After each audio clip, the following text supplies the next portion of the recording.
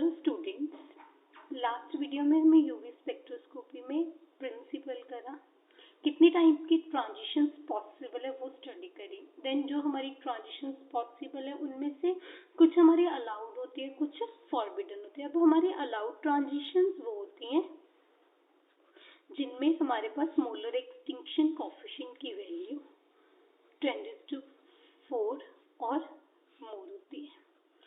Forbidden transitions हमारी वो होती है जो नहीं हो पाती है, जिनकी होने की टेंडेंसी प्रोबेबिलिटी बहुत कम होती है।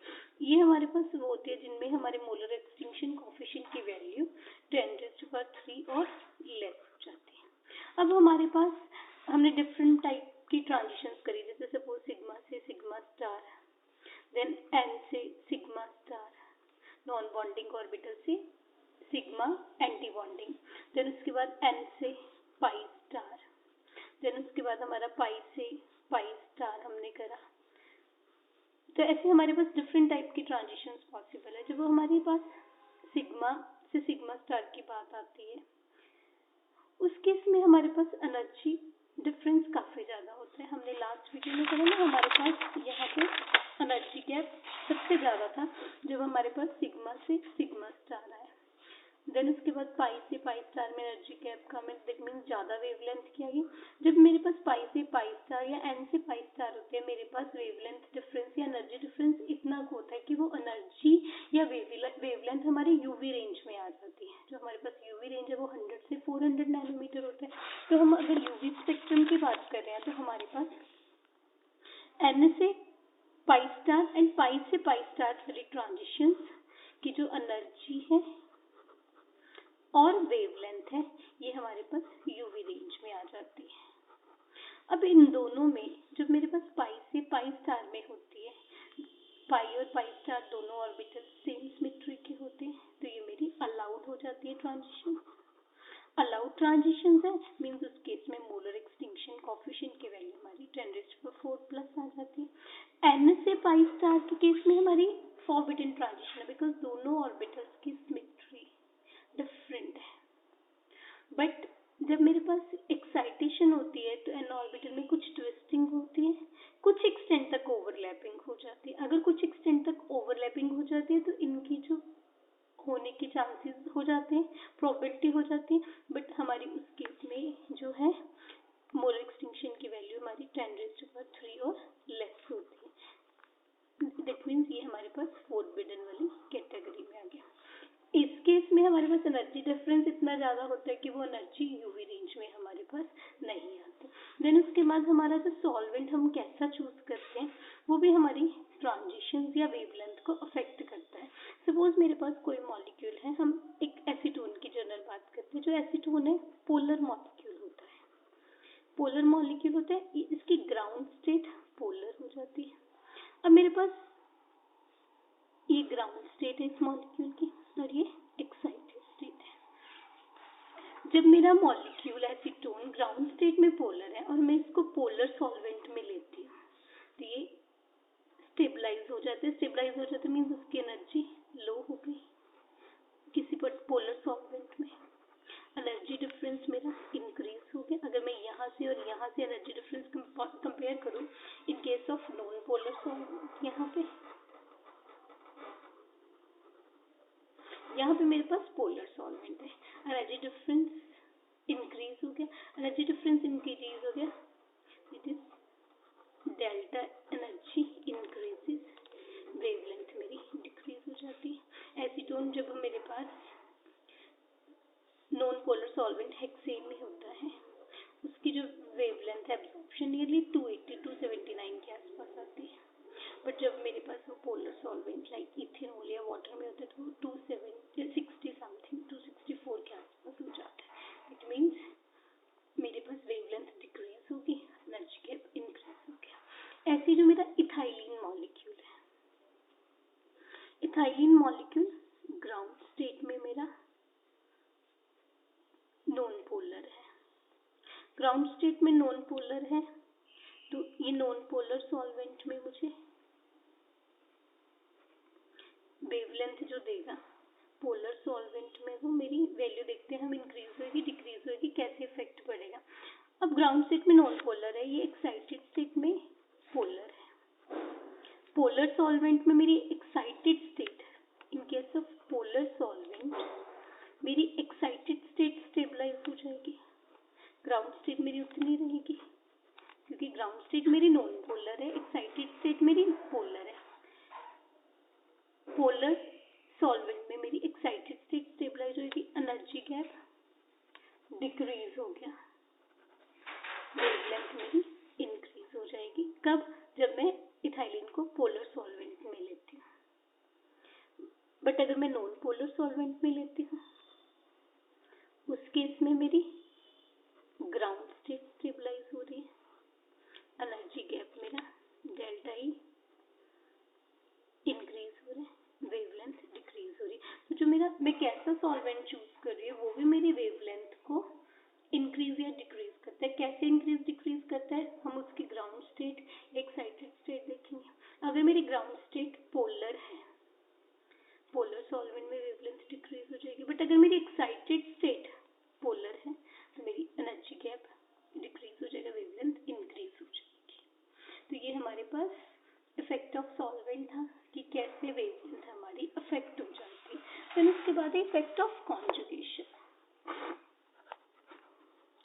इफेक्ट ऑफ कॉन्जुगेशन में हमारे पास क्या है, अगर मेरी किसी मॉलिक्यूल में कॉन्जुगेशन होती है तो मेरी जो वेवलेंथ मैं एक्सपेक्ट करती हूँ बिना कॉन्जुगेशन वाले मॉलिक्यूल में, उसकी वैल्यू मेरी इंक्रीज या डिक्रीज हो जाती है, यूजली इंक्रीज होती है। अभी हम डिस्कस करते हैं कैसे। सपोज मेरे पास इथाइलिन मॉलिक्यूल है, इथाइलिन मॉलिक्यूल में मेरे पास 2 ऑर्बिटल्स है, पाई मेरे पास बॉन्डिंग ऑर्बिटल एंड पाई मेरे पास एंटी बॉन्डिंग, पाई स्टार से हम रिप्रेजेंट कर देते हैं। अब इस केस में हमारे पास क्या होता है, जो ये एनर्जी गैप है मेरे पास, इस एनर्जी गैप की क्रॉसपॉन्डिंग एनर्जी अब्सॉर्ब होती है और उसके क्रॉसपॉन्डिंग मेरे पास वेवलेंथ इस कंपाउंड है। और ये wavelength in case of ethylene molecule हमारे पास अप्रोक्सीमेटली 170 के आसपास आते हैं, 175 नैनोमीटर। एंड मेरे पास मोलर एक्सटिंक्शन कोएफिशिएंट, सिंस पाई से पाई स्टार में ट्रांजिशन हो रही है तो मेरे पास ये अलाउड ट्रांजिशन है, तो मेरे पास यहाँ पे मोलर एक्सटिंक्शन कोएफिशिएंट की वैल्यू मोर देन 10⁴ होगी। इस पर्टिकुलर केस में हमारे पास यहाँ वैल्यू 15,000 के आसपास आ जाती है। बट अगर मेरा ये मॉलिक्यूल कॉन्जुगेशन में है, अगर मेरा ये वाला बॉन्ड कॉन्जुगेशन में है, मीन्स मैं विथ 1,3 डाइन बना सकती हूँ ना। विथ 1 डाइन में मेरे पास 2 पाई बॉन्ड्स हैं, 2 मेरे पास बॉन्डिंग ऑर्बिटल हो गया और 2 मेरे पास एंटी बॉन्डिंग ऑर्बिटल हो गए। दिस मीन्स यहाँ पे ये मेरा इथाइलिन मॉलिक्यूल थी, 2 इथाइलिन मॉलिक्यूल हम कह रहे हैं ना, उस केस में मेरे पास ये इथाइलिन एक मॉलिक्यूल का पाई से पाई ट्रांजिशन हम दिखा दें, और ये जो मेरी एनर्जी गैप है वेवलेंथ 175 नैनोमीटर के अप्रोक्सीमेट आता है। ये मेरे पास दूसरा मॉलिक्यूल है इथाइलिन, उस केस में भी मेरे पास सेम आ जाएगा, दिट इज 755 नैनोमीटर के आसपास। अब मेरे पास यहाँ पे विट 1,3 डाइन मॉलिक्यूल है, सॉरी यहाँ सिंगल बॉन्ड है, दोबारा से बना लेते हैं। अब इस केस में मेरे पास ये 2 ऐसे इमेजिन कर सकते हैं, इस मॉलिक्यूल में ये 2 ऑर्बिटल मॉलिक्यूल्स आपस में कॉन्जुगेशन में आ गए, आपस में कॉन्जुगेशन आ गए तो मेरे पास 2 बॉन्ड्स हैं, मेरे पास 2 पाई बॉन्डिंग और 2 पाई एंटी बॉन्डिंग ऑर्बिटल हो गए। इट मीन्स मेरे पास ये पाई 1 हो गया, ये मेरा पाई 2 हो गया। इस केस में ये मेरे एंटी बॉन्डिंग होगी,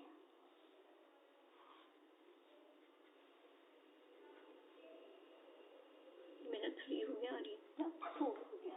अब इस केस में मेरे पास जो एनर्जी गैप है इंक्रीज हो रहा है डिक्रीज हो रहा है, मेरे पास ये जो है होमो आ गए ना दोनों ऑर्बिटल्स, दैट इज ये दोनों मेरे होमो हो गए।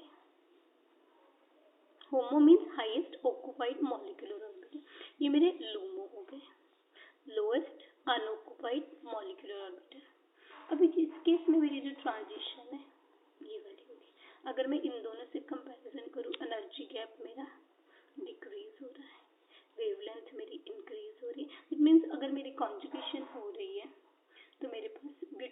डाई में वेवलेंथ जो मेरी एब्जॉर्प्शन वैल्यू आ रही है वो मेरी अप्रोक्सीमेटली 175 से ज़्यादा आ जाएगी। 175 से ज़्यादा आएगी, इस केस में ये 217 नैनोमीटर के आसपास आ रही है। और जो मेरा मोलर एक्सटिंक्शन कोफिशिएंट है वो भी मेरा इंक्रीज हो रहा है, दैट इज 21,000 आ जाता है। इस केस में ये मेरी वैल्यू मेरी 15,000 के आसपास थी। मीन्स जैसे जैसे मेरी कॉन्जुगेशन होती है मॉलिक्यूल में मेरे पास वेवलेंथ इंक्रीज होती जाएगी एंड मेरे पास जो प्रोबेबिलिटी है, मोलर एक्सटिंक्शन कोफिशिएंट है, एब्जॉर्बिटी है, वो भी मेरी वैल्यू इंक्रीज हो जाएगी। अब हम एक जर्नल दिखा लें। सपोज मेरे पास इथाइलिन मॉलिक्यूल है, मेरा होमो एंड लूमो का एनर्जी गैप इतना है।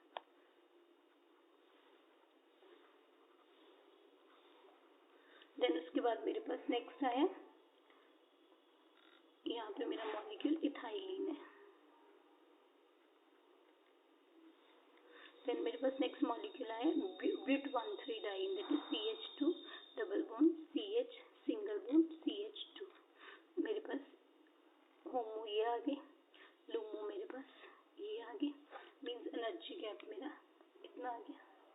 देन उसके बाद मेरे पास ब्यूट 1,3 डाइन के बाद हेक्स 1,3,5 ट्राइन है, means CH2 double bond CH again alternate मेरे पास सिंगल डबल बॉन्ड आ रहे, डबल बॉन्ड फिर सिंगल बॉन्ड फिर डबल बॉन्ड। तो मेरे पास ये मॉलिक्यूल टोटल 6 कार्बन की हेक्स 1,3,5 ट्राइन है। इस केस में मेरे पास 3 होमो 3 लूमो हो जाएंगे। अगर मैं ऐसे दिखा दूं, ये 3 मेरे होमो है, 3 लूमो मेरे पास ये आ गए। अगेन मेरा एनर्जी गैप अगर मैं इससे कंपैरिजन करूँ और डिक्रीज हो गया, एनर्जी गैप डिक्रीज हो रहे तो वेवलेंथ मेरी इंक्रीज होती जाएंगी। तो हमारे पास बीटा कैरोटीन मॉलिक्यूल है। बीटा कैरोटीन आप लोगों ने सुना होगा, कैरेट्स में होता है, इट्स गुड फॉर आईज और ये मेरे पास रेड ऑरेंज कलर का पिगमेंट होता है।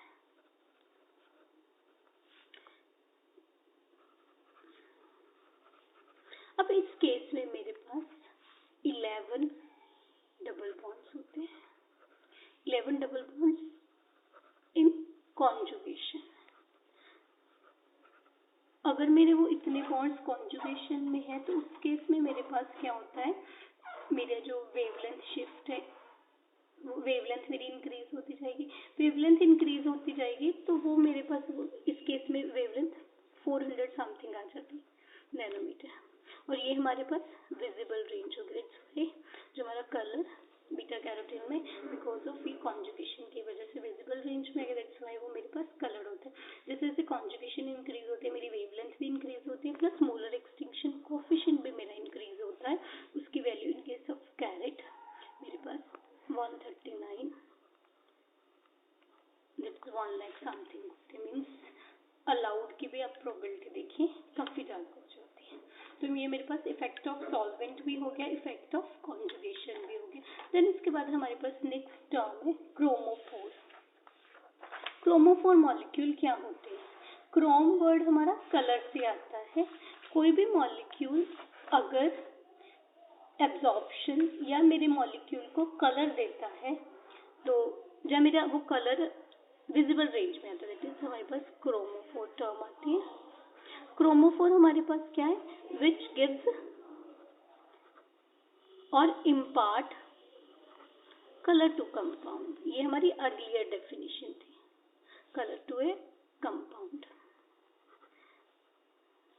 ये हमारी अर्लियर डेफिनेशन थी। बट हमारे पास कुछ क्रोमोफोर ऐसे भी जो यूवी रेंज में एब्सॉर्ब करते हैं, कुछ हमारे विजिबल में आते हैं। हमारे पास nitro compounds usually yellow coloured होते हैं, तो ये मेरे पास क्रोमोफोर हो गया। बट कुछ मेरे यूवी में भी एब्सॉर्ब कर रहे हैं, तो उस अकॉर्डिंग तो अर्लियर डेफिनेशन के अकॉर्डिंग नहीं हो ना, यूवी वाले या तो कलर नहीं देंगे। तो फिर जो हमारे पास लेटर डेफिनेशन आई उसके अकॉर्डिंग किसी भी मॉलिक्यूल को हम क्रोमोफोर कहेंगे अगर वो मेरी लाइट एब्सॉर्ब करता है। दैट इज न्यू डेफिनेशन के अकॉर्डिंग which absorbs light, और मैं कह सकती हूँ इलेक्ट्रोमैग्नेटिक रेडिएशन।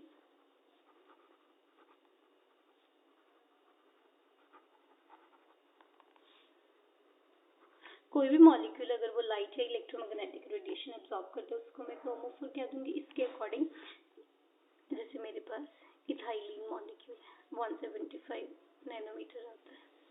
देन उसके बाद मेरे पास ब्यूटान 3 डाइईन हो गया। देन उसके बाद मेरा कार्बोनाइल ग्रुप हो गया। एसीटोन के केस में हमारे पास ये वैल्यू नियरली 270 समथिंग आती है।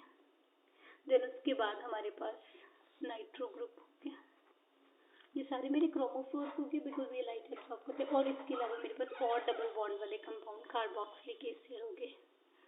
देन उसके बाद मेरे पास अमाइड्स हो गए, देन साइनाइड्स हो गए, देन मेरे पास एजो कंपाउंड हो गए।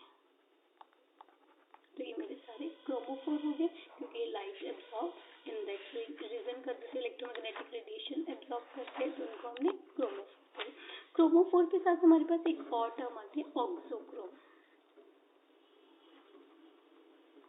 क्रोमोफोर लाइट एब्सॉर्ब करता है बट लाइट भी हमारे पास यूवी विजिबल रेंज के एब्सॉर्ब करता है। जैसे 200 नैनोमीटर प्लस हम कह देते हैं 100 नैनोमीटर प्लस कह देते हैं क्योंकि हमारे पास इथाइलिन भी मॉलिक्यूल है ना, 100 नैनोमीटर प्लस की लाइट एब्सॉर्ब कर जाता है। बट जो मेरा ऑक्सोक्रोम है वो मेरे पास 200 अबव की लाइट एब्सॉर्ब करता है। जो हमारे ऑक्सोक्रोम है वो doesn't give characteristic absorption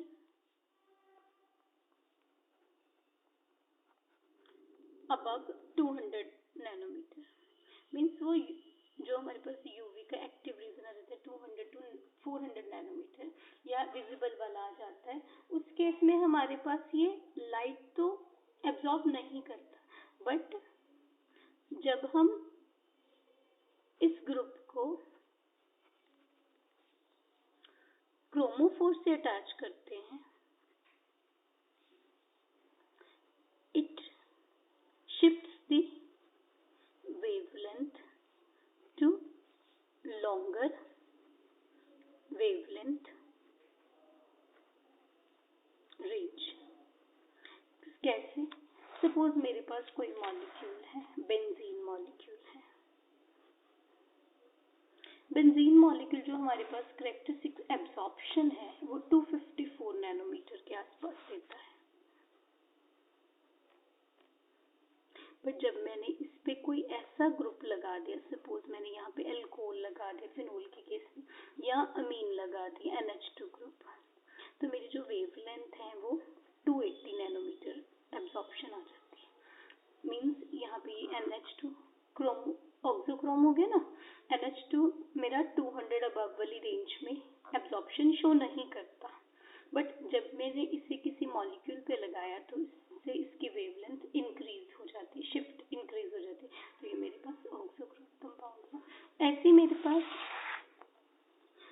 azo compound है, लाइक NN डबल बॉन्ड है, दोनों साइड मेरे पास बेंजीन मॉलिक्यूल रखा हुआ है। इस केस में मेरे पास वेवलेंथ 320 नैनोमीटर के आसपास ये एब्जॉर्ब करता है और मेरे पास मोलर एक्सटिंक्शन कोएफिशिएंट की वैल्यू 21,000 होती है।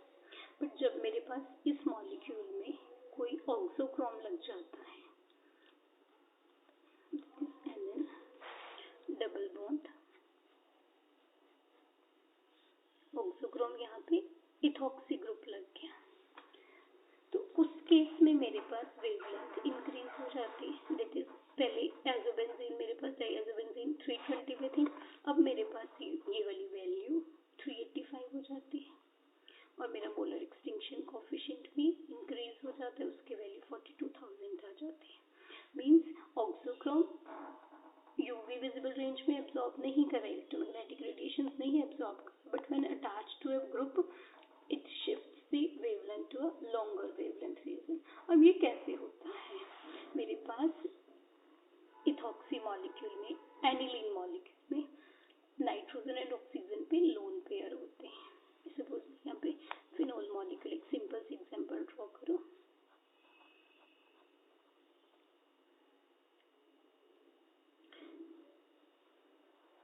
ये मेरा एक्सटेंट ऑफ कॉन्जुगेशन इंक्रीज कर देता है। मेरे lone pair of electron, non bonding electron, यहाँ पे OH पॉजिटिव डबल बॉन्ड, मेरा कॉन्जुगेशन इंक्रीज हो गई। नॉन बॉन्डिंग इलेक्ट्रॉन्स के साथ कॉन्जुगेशन इंक्रीज हो गई तो मेरे पास एनर्जी गैप डिक्रीज हो जाता है और वेवलेंथ मेरी इंक्रीज हो जाती है।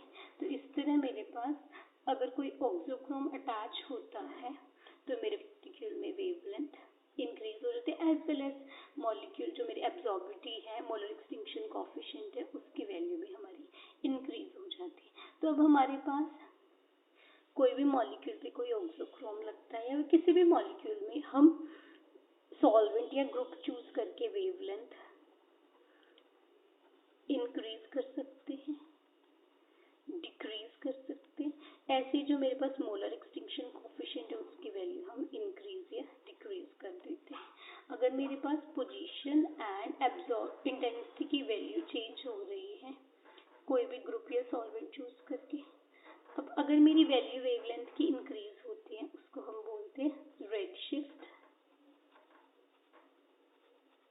और बैथोक्रोमिक शिफ्ट।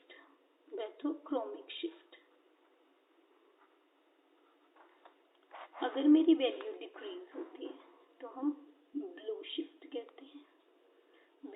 कहते हैं या हिप्सोक्रोमिक शिफ्ट कहते हैं।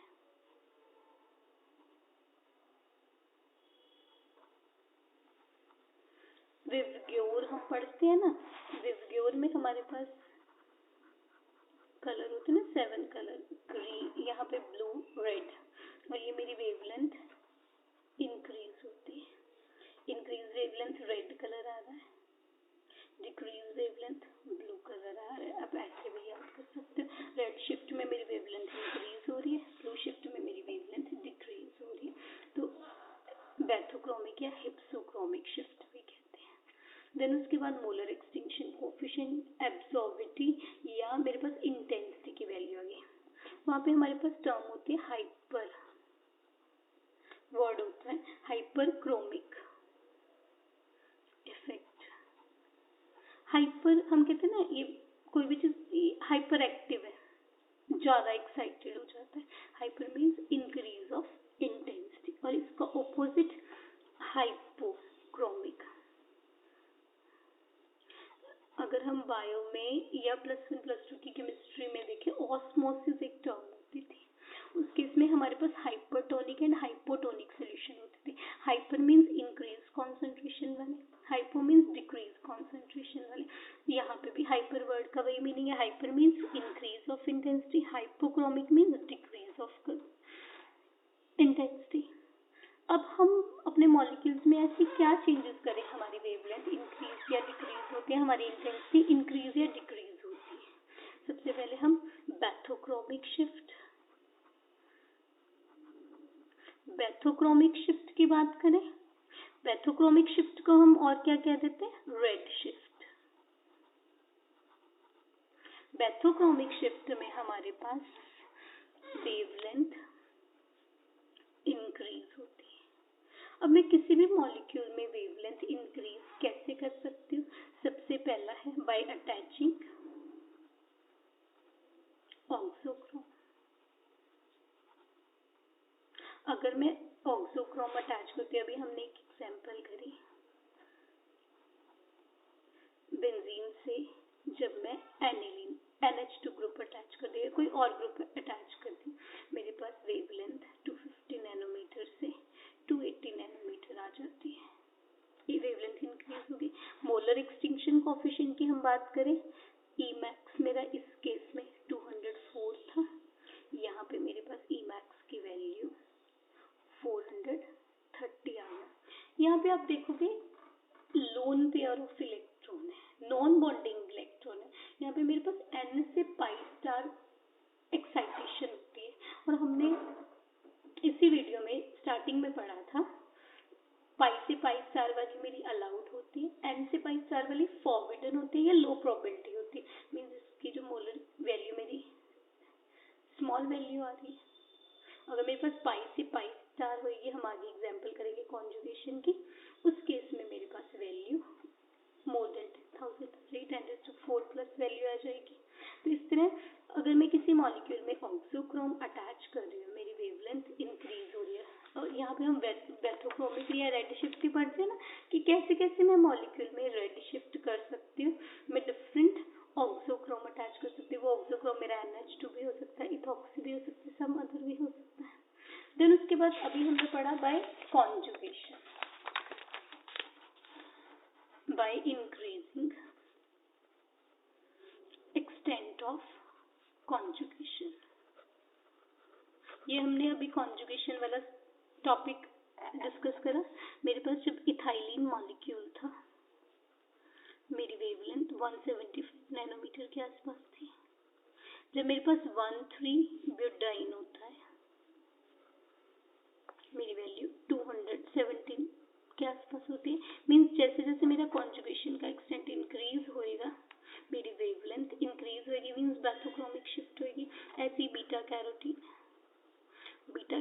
में we have 11 conjugated double bond, conjugated double bonds। उस केस में हमारी वेवलेंथ 430 समथिंग आ जा रही है, और जो हमारे पास मोलर एक्सटिंक्शन कोफिशिएंट की वैल्यू थी वो भी हमारी 1 लाख प्लस आ रही थी, मोर देन हमारी 1 लाख आ रही थी।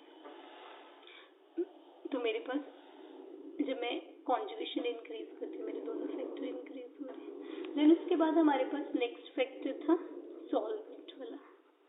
सॉल्वेंट के केस में हम, अगर मेरे पास ग्राउंड स्टेट नॉन पोलर है या ग्राउंड स्टेट मेरी पोलर है, ऐसी एक्साइटेड स्टेट की बात करें, पोलर भी हो सकती है, नॉन पोलर भी हो सकती है। मुझे इंक्रीज्ड वेवलेंथ वाला देखना है। Increased wavelength means energy gap मेरा, अगर ये ground state and excited state की बात हो रही, ये मेरा एनर्जी गैप है। अगर मुझे बैथोक्रोमिक शिफ्ट करनी है, एनर्जी गैप मेरा डिक्रीज होना चाहिए। वो डिक्रीज कैसे हो सकता है? अगर मेरे पास एक्साइटेड स्टेट नॉन पोलर है तो मैं नॉन पोलर सॉल्वेंट देख लूं, क्योंकि ये वाली वैल्यू मेरी डिक्रीज हो जाएगी, एनर्जी गैप इंक्रीज हो गया, वेवलेंथ इंक्रीज हो जाएगी मेरी। तो मेरे पास अगर मेरी ग्राउंड स्टेट नॉन पोलर है तो उस केस में मैं कौन सा, और एक्साइटेड स्टेट मेरी पोलर है तो मैं एक्साइटेड स्टेट जो भी मेरी पोलर है तो उस केस में मैं पोलर सॉल्वेंट यूज कर लूंगी। बट अगर मेरी एक्साइटेड स्टेट नॉन पोलर है, ग्राउंड स्टेट मेरी पोलर है, तो पोलर सॉल्वेंट में मेरी एनर्जी गैप इंक्रीज हो जाएगा। तो मेरे पास ग्राउंड स्टेट या एक्साइटेड स्टेट की अगर मुझे पोलैरिटी का पता है, मैं ऐसा सोल्यूशन ले लूंगी जिसमें मेरी ग्राउंड स्टेट की बजाय एक्साइटेड स्टेट स्टेबलाइज हो जाए। जब एक्साइटेड स्टेट मेरी स्टेबलाइज होएगी, मेरे पास एनर्जी गैप डिक्रीज हो जाएगा। अगर मेरी एक्साइटेड स्टेट नॉन पोलर है तो मैं नॉन पोलर सॉल्वेंट लूंगी। अगर मेरी एक्साइटेड स्टेट पोलर है, एक्साइटेड स्टेट पोलर है, तो हम पोलर सॉल्वेंट में मेरी बैथोक्रोमिक शिफ्ट होएगी। और अगर मेरी एक्साइटेड स्टेट नॉन पोलर है तो मेरे पास नॉन पोलर सॉल्वेंट में स्टेबलाइजेशन होएगी एक्साइटेड स्टेट की, और मेरे पास वेवलेंथ इंक्रीज हो जाएगी। तो अगर तुम्हें एक्साइटेड स्टेट की पोलैरिटी की नॉलेज है, उसके अकॉर्डिंग आप सॉल्वेंट पोलर या नॉन पोलर चूज कर सकते हैं। देन उसके बाद हमारे पास था ब्लू शिफ्ट की बात करें। ब्लू शिफ्ट हमारे पास थी ब्लू शिफ्ट और हिप्सोक्रोमिक शिफ्ट। अब हम ब्लू शिफ्ट की बात कर रहे हैं तो मेरे पास यहाँ पे बात हो रही है energy value increase, wavelength decrease. हमें पता है ना एनर्जी वेवलेंथ की इनवर्सली प्रोपोर्शनल है। अब मेरे किसी भी मॉलिक्यूल में वेवलेंथ हम डिक्रीज कैसे कर सकते हैं? जो हमने बैथोक्रोमिक रेड शिफ्ट में इफेक्ट पढ़े हैं, फैक्टर्स पढ़े हैं, उसके ऑपोजिट फैक्टर्स आ जाएंगे। उसके ऑपोजिट फैक्टर में मेरे पास सबसे पहला फैक्टर क्या आएगा? मैं कोई ऐसा ग्रुप अटैच कर दूं जो इलेक्ट्रॉन विथड्रॉइंग हो। कहते हैं हमारे पास कार्बोनाइल ग्रुप है, कार्बोनाइल के साथ में ऐसा ग्रुप अटैच कर दूं, इस मॉलिक्यूल में मेरे पास कार्बोनाइल में n से pi स्टार वाली ट्रांजिशंस पॉसिबल है। जब मैं इसके साथ कोई विथड्रॉइंग ग्रुप लगा दूंगी, मेरी एनर्जी n ऑर्बिटल की डिक्रीज हो जाएगी, एनर्जी डिक्रीज होगी। पहले मेरा कार्बोनाइल मॉलिक्यूल था, उस केस में मेरे पास n और pi की एनर्जी, नॉन बॉन्डिंग और pi की एनर्जी ये वैल्यू आ रही है। जब मैंने कोई ग्रुप विथड्रॉइंग लगा दिया, मेरी n की वैल्यू लोअर हो जाती है, एनर्जी वैल्यू, मेरा एनर्जी गैप इंक्रीज हो जाएगा। एनर्जी गैप मेरा डेल्टा ई इंक्रीज हो गया तो मेरी वेवलेंथ डिक्रीज हो जाएगी। सपोज मेरे पास यहाँ पे ये मॉलिक्यूल है एल्डिहाइड, इस केस में मेरे पास वेवलेंथ 293 नैनोमीटर के आसपास होती है। बट अगर मेरे पास यहाँ पे एसिड क्लोराइड हो जाता है, उस केस में मेरी वैल्यू 235 नैनोमीटर आती है। देन मेरे पास नेक्स्ट अमाइड है, उस केस में मेरी वैल्यू 214 नैनोमीटर के आसपास हो जाती है। मीन्स जैसे जैसे मेरा विथड्रॉइंग ग्रुप अटैच होते रहेंगे, मेरी वेवलेंथ डिक्रीज हो रही है, मीन्स हिप्सोक्रोमिक या ब्लू शिफ्ट हो रही है। और इनकी भी इलेक्ट्रोनेगेटिविटी, हमें पता है ना, oxygen is more electronegative than nitrogen.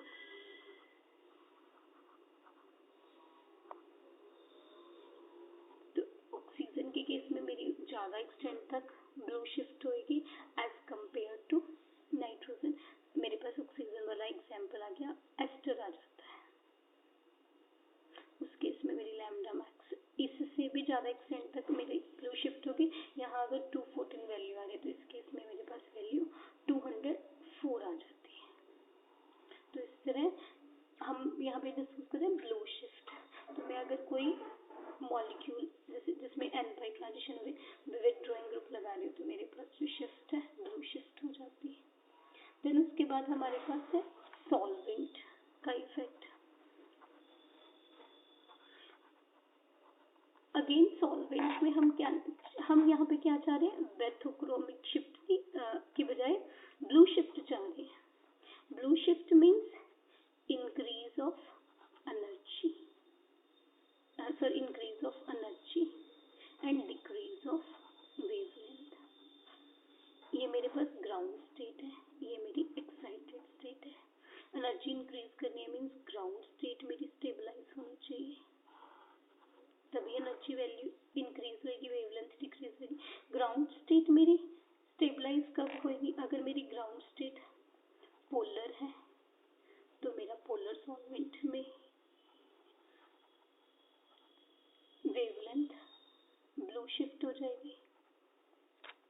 और अगर ग्राउंड स्टेट मेरी नॉन पोलर है, नॉन पोलर सॉल्वेंट में मेरी ग्राउंड स्टेट स्टेबलाइज हो जाएगी।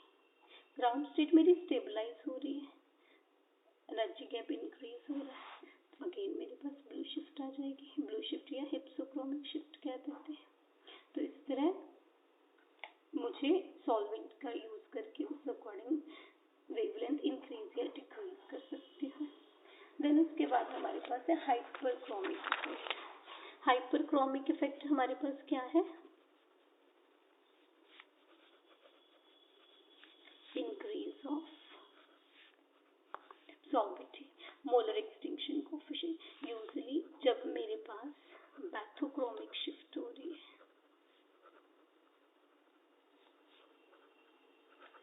और रेड शिफ्ट हो रही है, तो मेरे पास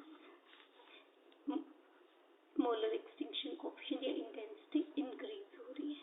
इंक्रीज हो रही है तो मेरे पास हाइपरक्रोमिक इफेक्ट आ रहा है। हाइपरक्रोमिक इफेक्ट हमारा कैसे पॉसिबल है, मीन्स बाय अटैचिंग ऑक्सोक्रोम हम कहेंगे और बाय कॉन्जुगेशन। देन हमारे पास नेक्स्ट है hypochromic effect. Hypochromic hypochromic effect means decrease of intensity. ये मेरे पास कब आ रहा था? जब मेरे पास ब्लू शिफ्ट हो रही है, ब्लू शिफ्ट हो रही है तो मेरे पास ये डिक्रीज हो जाती है। ये मेरे पास कैसे पॉसिबल था? विथड्रॉइंग ग्रुप अटैच हो जाते हैं मेरे।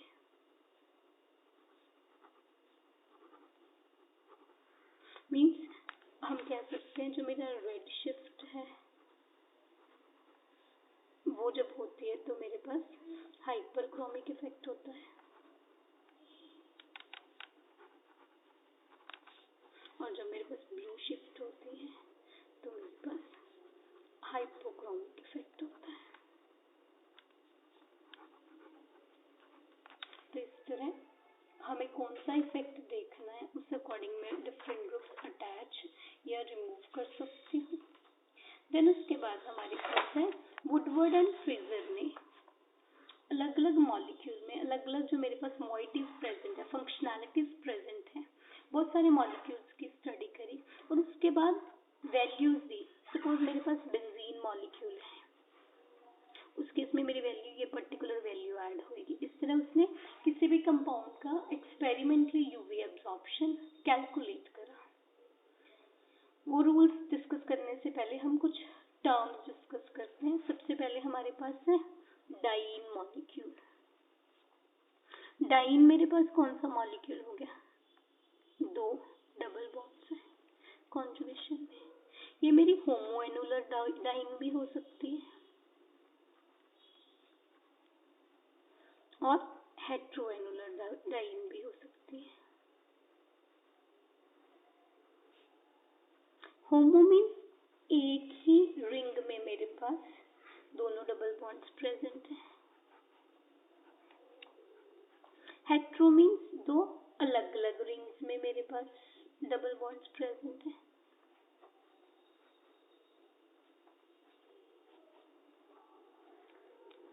दोनों में डबल बॉन्ड मेरा कॉन्जुगेशन है। होमोएनुलर डाइन मेरे पास दोनों डबल बॉन्ड्स एक ही रिंग में, हेट्रोएनुलर डाइन मेरे दोनों अलग अलग में। देन इसके बाद हमारे पास एक और टर्म है एक्सोसाइक्लिक बॉन्ड एंड एंडोसाइक्लिक बॉन्ड।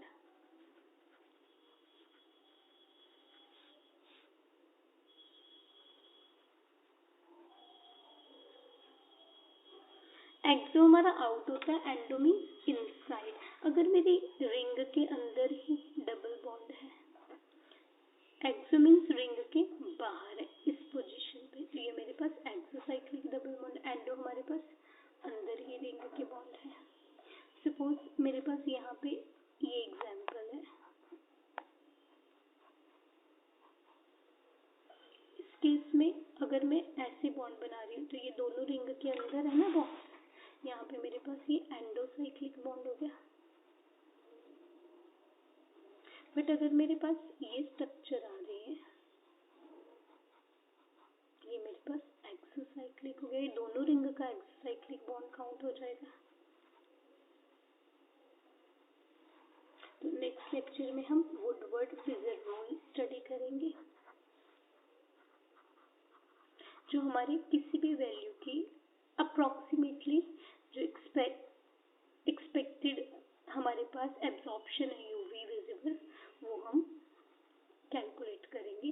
कौन कौन सी मॉइटी अटैच है, हर मॉइटी हमारी कुछ पर्टिकुलर वैल्यू बताते, तो वो